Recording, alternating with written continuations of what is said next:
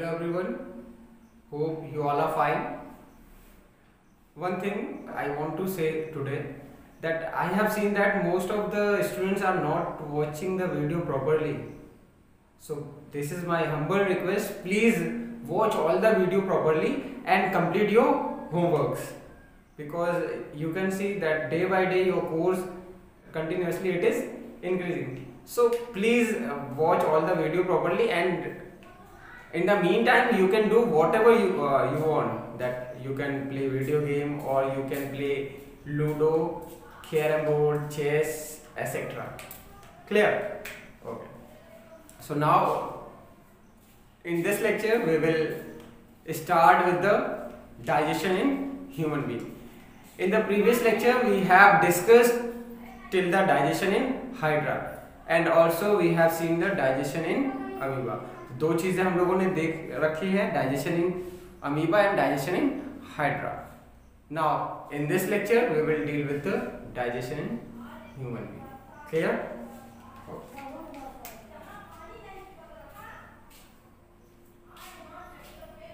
Digestion in human being. As I have told you earlier that organisms are classified on the basis of their nourishment. No? So in human being, which type of nutrition is present? Yes, it's a holozoic mode of nutrition. Holozoic mode of nutrition human being में होता है. इसके साथ साथ amoeba में भी आपको holozoic mode of nutrition देखने को मिलता है. क्लियर हो रही बात? अब holozoic mode of nutrition कब और किसे बोलेंगे, इसकी बात कर लेते हैं. देखो, ह्यूमन बीइंग के अंदर डाइजेशन की बात करें तो पूरा एक कंप्लीट प्रोसेस है. डाइजेशन केवल एक सिंगल स्टेप नहीं है, ये पूरा एक कंप्लीट प्रोसेस है. ठीक है, और काफी ज्यादा प्रोसेसेस से मिलके ये डाइजेशन वर्ड बना है. ठीक, इटसेल्फ डाइजेशन हैव 5 प्रोसेसेस, मतलब 5 स्टेप होते हैं, 5 प्रोसेस होते हैं डाइजेशन के अंदर, तब जाके फूड कहीं डाइजेस्ट होता है हमारे अंदर. बात क्लियर? तो देखो, पहले तो डाइजेशन की डेफिनेशन आप लोगों ने ऑलरेडी पढ़ रखी है ना, तो मैं यहाँ पे बता दे रहा हूँ. सिंपल सा, डाइजेशन का मतलब क्या होता है, जो कॉम्प्लेक्स मॉलिक्यूल है उनको सिंपल एब्जॉर्बेबल फॉर्म में तोड़ देना कहलाता है डाइजेशन. प्रोसेस क्या कहलाएगा? डाइजेशन. और यहाँ पे कुछ लगता था, चलो बताओ क्या लगता था? हाँ, जो रेट ऑफ रिएक्शन को बढ़ा देता था. Very good. क्या लगता था? एंजाइम. बहुत बढ़िया. एंजाइम के प्रेजेंस में लार्जर मॉलिक्यूल्स, जो भी फूड पार्टिकल्स होते हैं, वो छोटे छोटे स्मॉलर और सिंपलर फॉर्म में टूट जाते हैं, और ये सिंपलर फॉर्म आसानी से एब्जॉर्ब हो जाता है. ठीक, पक्का? तो एब्जॉर्ब, ये जो स्मॉलर है ये क्या हो जाएगा? एब्जॉर्ब हो जाएगा. एब्जॉर्ब होने के बाद फिर सेल इसको यूटिलाइज करेगा. ठीक है, यूटिलाइज मतलब यूज करेगा, जो भी खाना खाए सेल के अंदर जाएगा और यूज होगा. ठीक, फिर उसके बाद जो वेस्ट निकलेगा वो बॉडी के बाहर चला जाएगा. तो देखो, कुछ स्टेप इसमें दिख रहे हैं. पहले तो डाइजेशन एक स्टेप देखा, फिर डाइजेशन होने के बाद इसको एब्जॉर्ब किया जाएगा. एब्जॉर्ब होने के बाद सेल के अंदर जाएगा, यूज में लिया जाएगा जो भी पार्टिकल है.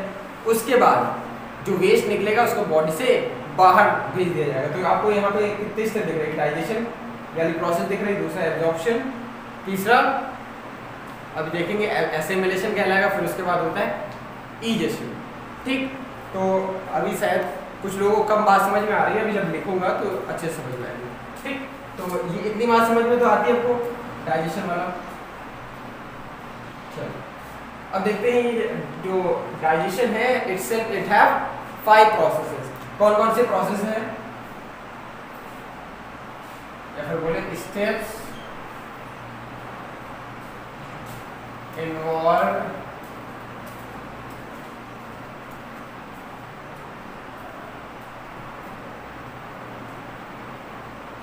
during the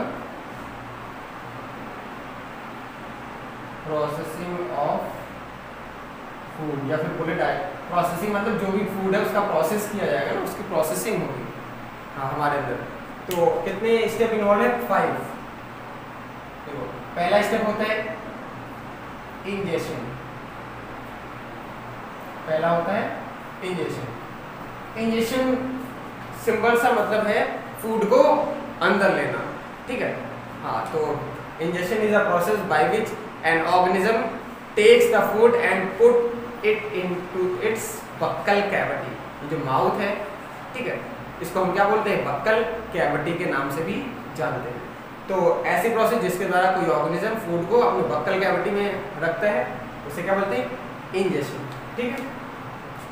तो लिख लेंगे process of putting food into the buccal cavity, ठीक, या फिर उसको ओरल कैविटी भी बोलते हैं। हाँ, इसका सिंपल सा अभी मतलब आप समझो माउथ। तो हायर क्लासेस में जाओगे तो माउथ और बक्कल कैविटी थोड़ा सा डिफरेंस आपको मिलेगा, ठीक। लेकिन अभी यही समझो, बक्कल कैविटी को आप माउथ समझो। तो ये इंजेशन प्रोसेस थी। अगला क्या होगा, इंजेशन के बाद जो फूड तुम माउथ के अंदर रखोगे उसका डाइजेशन शुरू हो जाएगा। डाइजेशन का मतलब समझ आता है, उसको छोटे छोटे टुकड़ों में तोड़ा जाएगा। माउथ से ही डाइजेशन शुरू हो जाता है। जैसे माउथ के अंदर खाना तुम रखे वहीं से ही डाइजेशन शुरू हो जाता है। जो आपका सलाइवा होता है, जब मिक्स होता है फूड के साथ, तो डाइजेस्टिव जो प्रोसेस है वो शुरू हो जाता है, ठीक। तो पहला इंजेशन हो गया, अगला प्रोसेस होगा डाइजेशन। तो फूड को पहले हम अंदर में रखेंगे, ठीक है, इंजेक्ट करेंगे। इंजेक्ट करने के बाद फिर उससे एंजाइम मिलेगा, ठीक। उस हाइड्रोलिसिस और पानी के प्रेजेंस में उसको तोड़ा जाएगा और उस प्रोसेस को बोलते क्या है, डाइजेशन। मैक्रो मॉलिक्यूल को छोटे छोटे टुकड़ों में तोड़ देना, डाइजेशन। समझ आया बात? तो डाइजेशन क्या होगा, breakdown of food particles into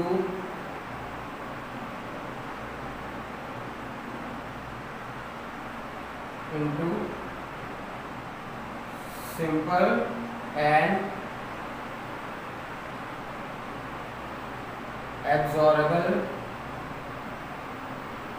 form by means of mechanical and chemical processes, ठीक। तो बड़े बड़े फूड पार्टिकल को छोटे और सिंपल और एब्जॉर्बेबल फॉर्म में तोड़ देना कहलाता है डाइजेशन। अब जो डाइजेशन प्रोसेस है वो कौन कौन से प्रोसेस की मदद से होता है, तो उस मैकेनिकल प्रोसेस और केमिकल प्रोसेस, दोनों प्रोसेस इन्वॉल्व होते हैं डाइजेशन में, ठीक। मैकेनिकल मतलब सिंपली आप उसको तोड़ना, जैसे चीज रखते तो चबाते ना तब टूटता है। केमिकल मतलब केमिकल रिएक्शन हो रही है, ठीक। जब एंजाइम मिलता है और हाइड्रोलिसिस होता है तो केमिकल रिएक्शन है। मैकेनिकल मतलब फूड पार्टिकल है उसको बिल्कुल चबा के मतलब तोड़ देना। मैकेनिकल मतलब जिसपे फोर्स लगाया जाए, ठीक है, forcefully mechanical word. Chemical word मतलब उसमें केमिकल रिएक्शंस हो रही होंगी, ठीक। कैसे होती हैं, क्या होती हैं, वो अभी आगे जानेंगे। तो दूसरी प्रोसेस समझ में आ गई होगी, इंजेक्शन हो गया और डाइजेशन। थर्ड प्रोसेस की बात कर लें, ठीक। जो आपकी थर्ड प्रोसेस है वो होगा डाइजेशन होने के बाद जब सिंपल फॉर्म में तोड़ दोगे तो जरूरत पड़ेगी क्या करने की, एब्जॉर्ब करने की। अब होगा एब्जॉर्प्शन।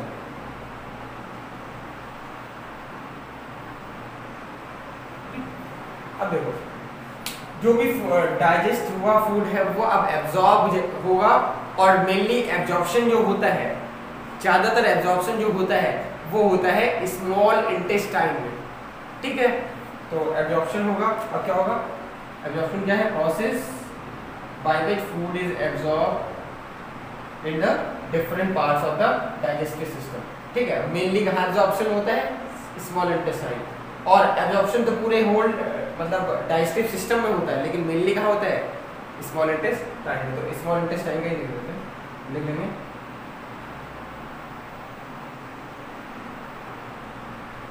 प्रोसेस बाय विच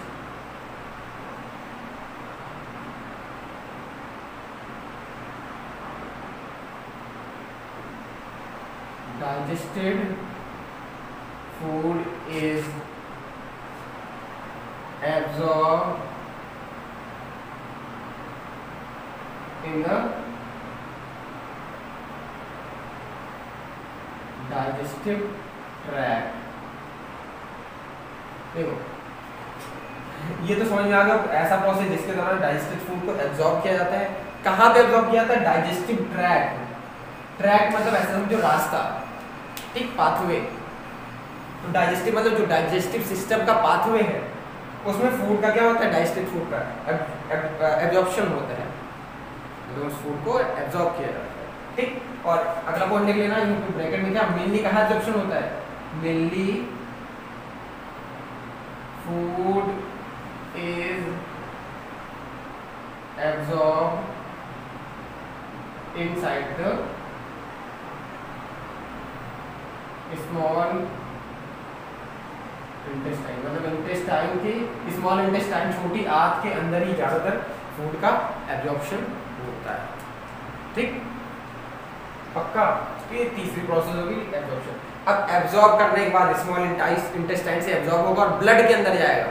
जो भी फूड हमने खाया है इंजेक्ट करेंगे, डाइजेशन होगा, फिर एब्जॉर्प्शन होगा, एब्जॉर्प्शन होने के बाद ब्लड के अंदर जाएगा, ठीक। ब्लड के अंदर जाने के बाद उसको पूरे बॉडी में सप्लाई कर दिया जाएगा। अब जैसे मैंने जो फूड खाया है इससे यहाँ की सेल को चाहिए होगा, अगर यहाँ की सेल को चाहिए होता तो क्या करता? ब्लड के थ्रू जाता और ये सेल क्या करती? उस ब्लड से उस फूड पार्टिकल को ले लेती, लेने के बाद उसका क्या करती? यूज करती, ठीक। यूज करने के बाद एनर्जी का प्रोडक्शन करती, ठीक। और एनर्जी ही रिक्वायर होते हैं किसी भी एक्टिविटी को करने के लिए, एनर्जी का प्रोडक्शन करती और इस सेल की जो रिक्वायरमेंट थी वो पूरी हो जाती। तो एब्जॉर्प्शन समझ में आ गया। अब फूड जब भी ब्लड के थ्रू फूड सप्लाई होगा, ठीक, सप्लाई होने के बाद सेल उस फूड को लेगा और यूटिलाइज करेगा। ब्लड से जो भी सेल होगा वो फूड को लेगा और यूटिलाइज करेगा। यूटिलाइज मतलब यूज करेगा। इस प्रोसेस को बोलते हैं एसिमिलेशन। क्या बोलते हैं? Assimilation,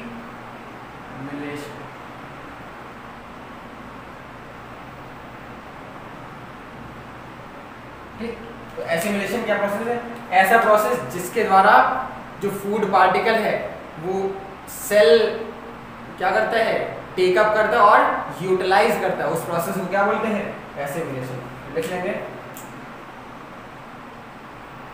process by which a cell takes up the food and utilize it for energy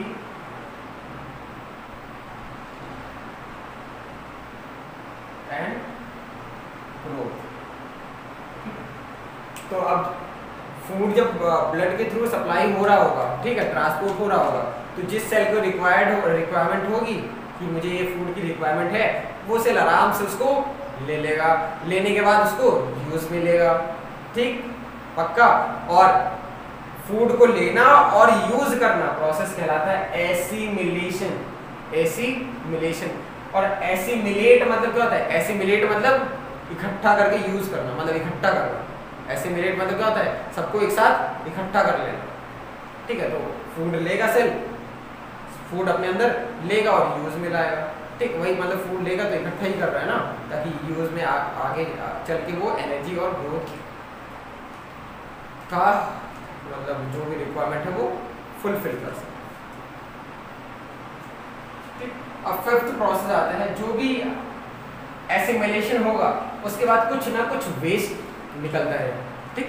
या फिर जब भी जो तुम खाना खाते हो तो उसका कुछ ना कुछ वेस्ट बॉडी से रिमूव होता है, तो उस प्रोसेस को बोलते हैं ईजेशन। क्या बोलते हैं? ईजेशन। अब जो भी वेस्ट निकलेगा, मान लो फूड यूटिलाइज किया सेल ने और कुछ वेस्ट निकला, वेस्ट को बाहर निकालेगा, फिर ब्लड में आएगा, ब्लड के थ्रू मतलब किडनी में जाएगा, किडनी से छनेगा और बाहर निकल जाएगा। इसके अलावा जो तुमने खाना खाया है डायरेक्ट जो रफेज होगा वो स्मॉल इंटेस्टाइन में एब्जॉर्ब नहीं होगा, सीधा सीधा कहाँ चला जाएगा? लार्ज इंटेस्टाइन में। लार्ज इंटेस्टाइन में रेक्टम वाले पोर्शन में स्टोर रहेगा, ठीक है। जब अमाउंट ज़्यादा हो जाएगा, अमाउंट ज़्यादा होने की वजह से आपको क्या होगा? एक अर्ज ऑफ फीलिंग आएगी, मतलब उसको रिमूव करने की फीलिंग आएगी, ठीक है। रिमूवल की फीलिंग आएगी और मतलब सही टाइम और सही प्लेस पे उसको रिमूव कर दिया जाता है एक ऑर्गेनिज्म के द्वारा, ठीक। तो इजेशन क्या है? Removal of waste from the body. तो ऐसा प्रोसेस जिसके द्वारा वेस्ट बॉडी से रिमूव कर दिया जाता है उसे क्या बोलते हैं? इजेशन। तो लिख लो, process of removal of waste from the body known as egestion. समझ आया? तो ये 5 स्टेप्स हैं किसके? डाइजेशन के, या फिर बोले प्रोसेसिंग ऑफ फूड के। ठीक। तो कैसे कैसे प्रोसेस होता है, कैसे कैसे कौन कौन से प्रोसेस से गुजरता है फूड, ये 5 प्रोसेस होते हैं। ठीक। अब जल्दी से 5 प्रोसेस को रिवाइज कर लेते हैं। देखो, पहला प्रोसेस है इंजेशन, मतलब फूड को बक्कल कैविटी में रखेंगे, उसके बाद फूड का डाइजेशन शुरू हो जाएगा। ठीक। डाइजेस्टेड फूड एब्जॉर्ब कर लिया जाएगा। ठीक है, एब्जॉर्ब होगा, mainly absorption small intestine. Absorption के बाद उसको यूज में लाया जाएगा। ठीक है, जिस सेल को रिक्वायरमेंट होगी वो सेल उसको मतलब टेकअप कर लेगा, ले लेगा। फिर यूज करने के बाद कुछ वेस्ट निकलेगा, वेस्ट को बॉडी से बाहर भेज देंगे और वो प्रोसेस कहलाएगा इजेशन। क्या कहना है? इजेशन। ये इन है, इन मतलब अंदर रखना, ई मतलब बाहर निकालना। तो इजेशन मतलब बाहर निकाला, इंजेशन मतलब अंदर रखना। तो ये 5 स्टेप है और ये सीक्वेंस भी आपको याद रखना है ना। कभी कभी दे दिया जाए ऐसे 5 स्टेप दे दिया जाए, जैसे आई फॉर ये, ई, टी, एस, सी और एब्जॉर्प्शन, ऐसा बोला जाए, इसको सीक्वेंस में लगाएं तो सीक्वेंस क्या हो जाएगा? वही पहले इंजेशन होगा, फिर डाइजेशन होगा, फिर एब्जॉर्प्शन होगा, फिर एसिमिलेशन होगा और सबसे लास्ट में क्या होगा? इजेशन। ठीक। तो ये 5 स्टेप जो है आप एक सीक्वेंस में याद रखेंगे, कभी कभी सीक्वेंशियल वाले क्वेश्चन भी आ जाते हैं। ठीक। तो इसको आप अच्छे से समझ लें, फिर आगे देखेंगे।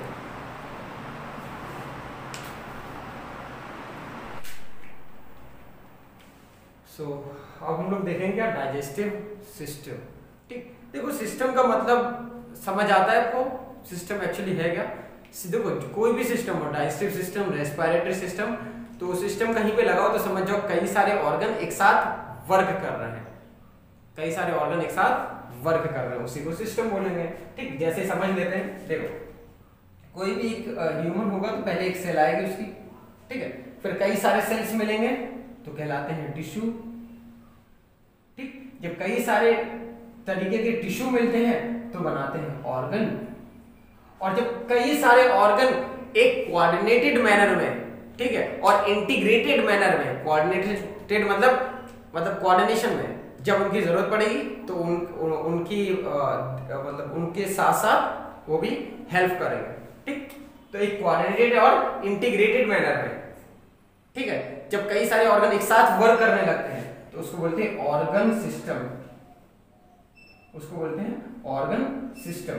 ठीक। और जब कई सारे ऑर्गन सिस्टम एक साथ आ जाते हैं तो वो बन जाते हैं ऑर्गेनिज्म। जैसे अपने अंदर डाइजेस्टिव सिस्टम, रेस्पिरेटरी सिस्टम, ठीक है, उसके बाद नर्वस सिस्टम, ठीक है, और इसके अलावा और क्या हो सकता है? Circulatory system, skeletal system. तो तरह तरह के सिस्टम है अपने पास ना। तो कई सारे सिस्टम अपने बॉडी के अंदर हैं तो हम एक प्राणी बन चुके हैं। तो कई सारे ऑर्गन सिस्टम जब किसी के अंदर आ जाते हैं तो कहलाता है ऑर्गेनिज्म, मतलब एक प्राणी का निर्माण हो जाता है। तो ऐसे ही निर्माण हुआ है हमारे सृष्टि का। सबसे पहले एक सेल आई होंगी तो कुछ ऑर्गेनिज्म एक ही सेल के रहे होंगे, पढ़ा भी होगा यूनिसेलुलर ऑर्गेनिज्म के बारे में। तब कुछ समय बाद क्या होगा? कुछ सेल्स इकट्ठा रहने लगे होंगे, कहलाने लगे टिश्यू। कुछ में कई सारे सेल्स मतलब मिलती गई, डिफरेंट टिश्यू बनाई और कई सारे टिश्यू एक साथ आ गए। मतलब एक तरीके के टिश्यू, दूसरे तरीके, तीसरे, चौथे, मतलब चार तरह के टिश्यू एक साथ आ गए, बन गए ऑर्गन। जब कई सारे ऑर्गन एक कोऑर्डिनेटेड मैनर में वर्क करने लगे, मींस अगर स्टमक और इंटेस्टाइन की बात करें तो स्टमक जब क्या कर रहा है? HCl सिक्रीट कर रहा होगा तो इंटेस्टाइन में भी थोड़ी हरकत शुरू हो गई होगी ना, कि मतलब स्टमक अपना ही क्या है? साथी है। तो अगर वो उसने वर्क कर लिया है तो मतलब मेरा भी कहीं ना कहीं रोल आने वाला है आगे, तो वो भी कोऑर्डिनेटेड मैनर में बिल्कुल तैयार रहते हैं। तो कई सारे ऑर्गन जब एक कोऑर्डिनेटेड मैनर में फंक्शन करने लगे तो कहलाते हैं ऑर्गन सिस्टम। और कई सारे ऑर्गन सिस्टम एक बॉडी में हो या एक जगह हो तो बन जाएगा ऑर्गेनिज्म। ठीक है, देखो यहाँ पे करना क्या, ऑर्गन तरह तरह के हो सकते हैं, स्टमक और इंटेस्टाइन, लीवर, ठीक है, लार्ज इंटेस्टाइन ना, स्मॉल इंटेस्टाइन, तो ऐसे बहुत सारे ऑर्गन हैं, ठीक, जो कि इन्वॉल्व है डाइजेस्टिव सिस्टम में, और सारे ऑर्गन एक साथ कोऑर्डिनेटेड मैनर में फंक्शन करते हैं, तो बन गया ऑर्गन सिस्टम। अब ऑर्गन की जगह हमने क्या कर दिया, इसको डाइजेशन होता है इसमें, तो यहां लगा दिया डाइजेस्टिव, आगे सिस्टम ही है, ठीक है। और अगर यही चीज होता रेस्पिरेटरी सिस्टम की बात करते या फिर हम नर्वस सिस्टम की बात करते तो ब्रेन, स्पाइनल कॉर्ड, न्यूरॉन्स, ये सब होते हैं, ये सारे ऑर्गन्स होते हैं, एक साथ कोऑर्डिनेटेड मैनर में वर्क करते हैं, बन जाता ऑर्गन सिस्टम। ठीक, तो जनरली ऑर्गन सिस्टम समझ में आ गया। तो ऑर्गन यहाँ पे हटाना है, जो भी जिससे भी रिलेटेड है यहाँ लगा देना है, और सिस्टम वही है। ठीक, तो डाइजेस्टिव सिस्टम बिल्कुल क्लियर हो गया। डाइजेस्टिव सिस्टम ऐसा सिस्टम है जिसमें कई सारे ऑर्गन एक कोऑर्डिनेटेड मैनर में फंक्शन दिखाते हैं, ठीक है, वो कहलाएगा डाइजेस्टिव सिस्टम। समझ आ गई बात? चलो, तो बेसिक भी हमने डिस्कस कर लिया है, और मुझे लगता है आपको समझ में आ रहा होगा क्योंकि आपने पहले भी पढ़ रखा है ना। जिन बच्चों ने नहीं पढ़ा है मेरे लिए, उन्हीं के लिए मैंने बताया ये, जो बच्चे नए हैं जिनको नहीं पता था। तो डाइजेस्टिव सिस्टम की बात करें तो इसको दो पार्ट में पढ़ा जाता है। देखो, एक तो बोला जाता है एलिमेंट्री कैनाल, ठीक है, एलिमेंट्री कैनाल, और अगला होता है एसोसिएटेड ग्लैंड्स, एसोसिएटेड ग्लैंड्स। देखो, एलिमेंट्री कैनाल का मतलब जो डाइजेस्टिव सिस्टम का रास्ता है, पाथवे है, उसे हम क्या बोलते हैं, एलिमेंट्री कैनाल।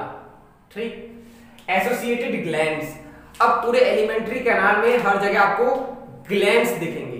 तो एलिमेंट्री कैनाल मतलब जैसे जैसे हम नीचे बढ़ते जाएंगे हर जगह आपको कोई ना कोई ग्लैंड मिलेगी, ठीक है। तो पहले एलिमेंट्री कैनाल हम पाथवे देखेंगे, फिर पाथवे जैसे जैसे चलते जाएंगे पाथवे में जहां जहां ग्लैंड्स मिलेगी, एसोसिएटेड ग्लैंड मतलब उससे जुड़ी हुई ग्लैंड्स जहां जहां मिलेंगी, हम उसको भी पढ़ते चलेंगे। ठीक, तो दो पार्ट में डाइजेस्टिव सिस्टम पढ़ा जाता है, एलिमेंट्री कैनाल और एसोसिएटेड ग्लैंड। तो एलिमेंट्री कैनाल कहां से शुरू होता है अपना, देखो, एलिमेंट्री कैनाल शुरू होता है माउथ से, या फिर इसको हम और बोलते हैं बक्कल कैविटी, अभी अपने लेवल पे बक्कल कैविटी बोलते हैं। ठीक, एलिमेंट्री कैनाल कहां से शुरू होता है, माउथ से शुरू होता है, ट्यूब, माउथ से शुरू होगा, फिर माउथ के बाद आपको मिलेगा ईसोफेगस, ठीक है, ये पाइप माउथ से शुरू होगी और कहां जाएगी, ईसोफेगस। ईसोफेगस को हम फूड पाइप भी बोलते हैं, क्लियर।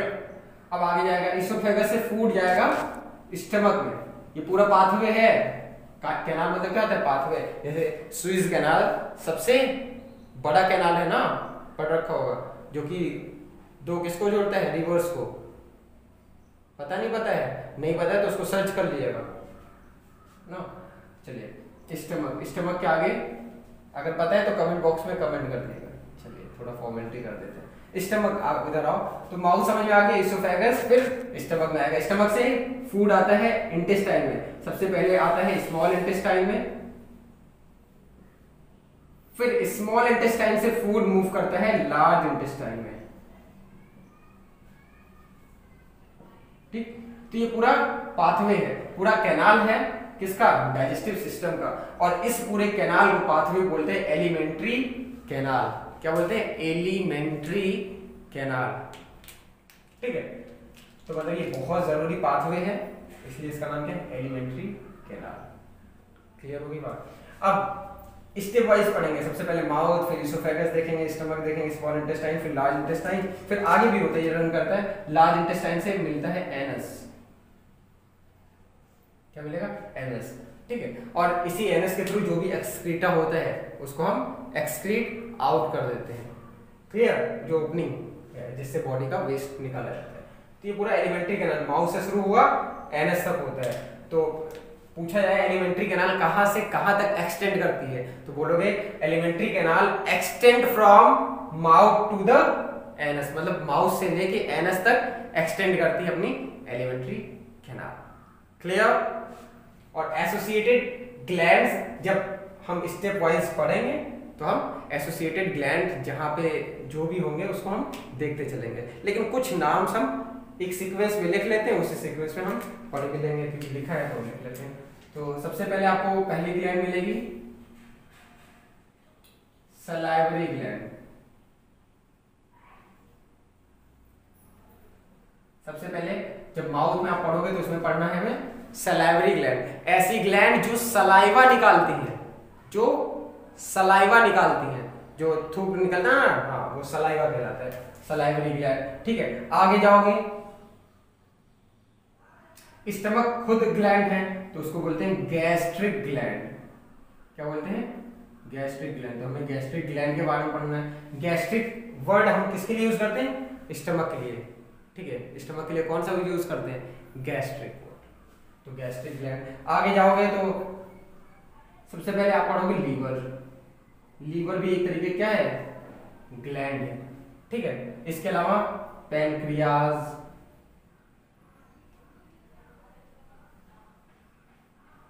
ठीक है, पैनक्रियाज पढ़ेंगे हम लोग। पैनक्रियाज इसको बोलते हैं अग्नाशय ना, पैनक्रियाज पढ़ेंगे। ठीक, तो ये ग्लैंड के सीक्वेंस है जो पढ़ने आगे। पैनक्रियाज के आगे हमने ग्लैंड पढ़ना है स्मॉल इंटेस्टाइन का ग्लैंड, तो इसको भी लिख लेते हैं हम लोग। उसमें स्मॉल इंटेस्टाइन में कई ग्लैंड्स होते हैं, ब्रूनर्स ग्लैंड ना, तो ऐसे ना लिख के हम सीधा लिखते हैं glands present in small intestine.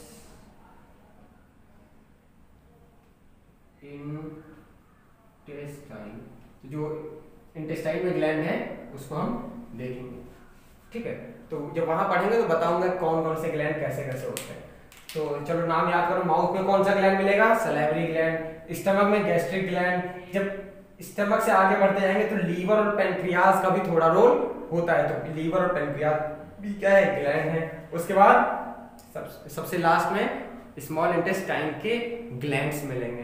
ठीक है, अब इन ग्लैंड्स में सबसे बड़ा ग्लैंड कौन सा होता है? पूरे बॉडी में बात करें सबसे बिगेस्ट ग्लैंड जो होता है वो क्या है? Liver. So liver is the largest gland of a body. ठीक है, हायर क्लासेस में जाओगे तो ग्लैंड्स दो तरीके के पढ़ाए जाएंगे ना, एक एक्सोक्राइन और एक एंडोक्राइन। ठीक है, तो एक्सोक्राइन में सबसे बड़ा ग्लैंड जो है वो क्या है? लीवर। एक्सोक्राइन में तो हालांकि ऐसे तो आप याद रखो कि largest gland of the body कौन है? लीवर। ठीक है, लीवर का वेट जो होता है लगभग 1.5 kg, मतलब लगभग 1.5 किलो का होता है लीवर। ठीक है, और लीवर की पोजीशन कहाँ होती है? किसी को पता है? नहीं। स्टमक और लीवर इसकी पोजीशन देखो, स्टमक जो एक्सटेंड करता है थोड़ा सा हमारे चेस्ट के अंदर, और बाकी ये पूरा लेफ्ट वाला जो पोर्शन है, इस पूरे पोर्शन में क्या होता है? स्टमक। ठीक है, इसके अलावा राइट साइड में आपको क्या दिखेगा? लीवर। क्या दिखेगा? लीवर। किडनी का पोजीशन कहाँ होता है? हाँ, वेरी गुड। कहाँ होता है? बैक साइड से आपको किडनी दिखेगी। तो बैक साइड कोई पूछता है तो बैक साइड पे आप किडनी बताओगे, राइट साइड लीवर और स्टमक लेफ्ट साइड। ठीक है, समझ आई बात? हाँ, एक चीज और है, कुछ लोगों के मन में आ रहा होगा जिनको नहीं पता है ग्लैंड्स क्या होती है। ठीक है, ये बात छूट गई है तो इसको भी देख लो, ग्लैंड्स क्या